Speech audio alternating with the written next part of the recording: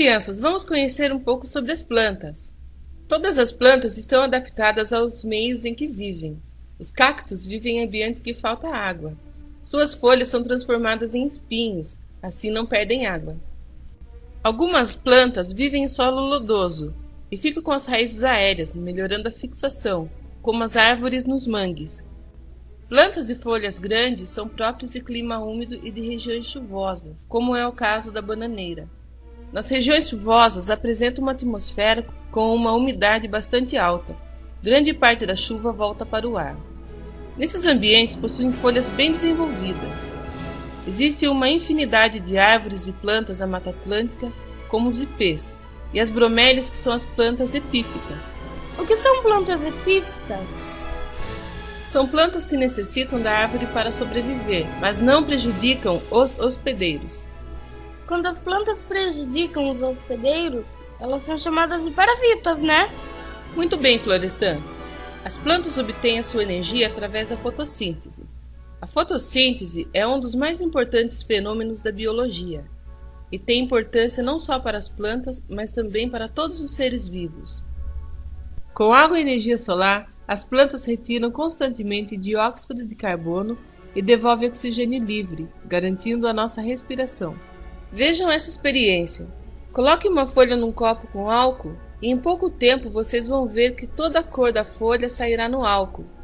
Essa é a clorofila das folhas. Cultivar uma planta sem conhecer o seu corpo é o mesmo que tentar chegar a algum lugar sem conhecer o caminho. Pode dar certo ou não. A planta ser viva assim como o homem, a planta é dividida em partes, com funções definidas, que devem ser muito bem cuidadas. A planta é composta de raiz, caule, folha, flor, fruto e semente. A raiz é a parte responsável pela alimentação. É através da raiz que a planta absorve água, sais minerais e conduz matéria orgânica até o caule. Ela funciona também como despensa, guardando reservas de nutrientes. O caule é a espinha dorsal da planta, mantendo-a ereta.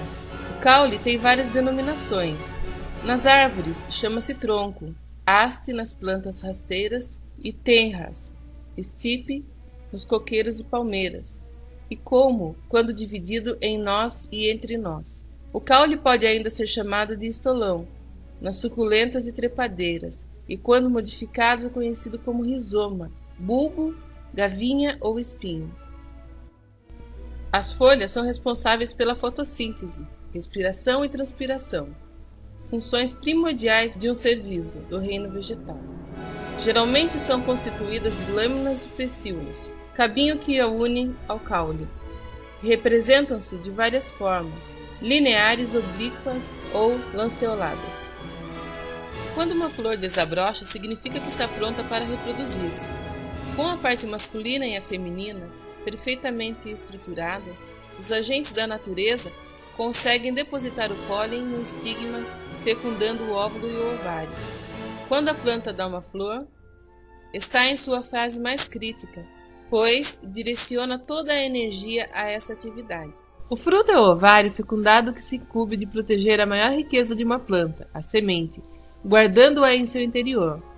Homens e animais que se alimentam dele transportam sementes para os outros locais, ampliando a proliferação das espécies. Minha avó faz um chá de plantas que cura resfriado.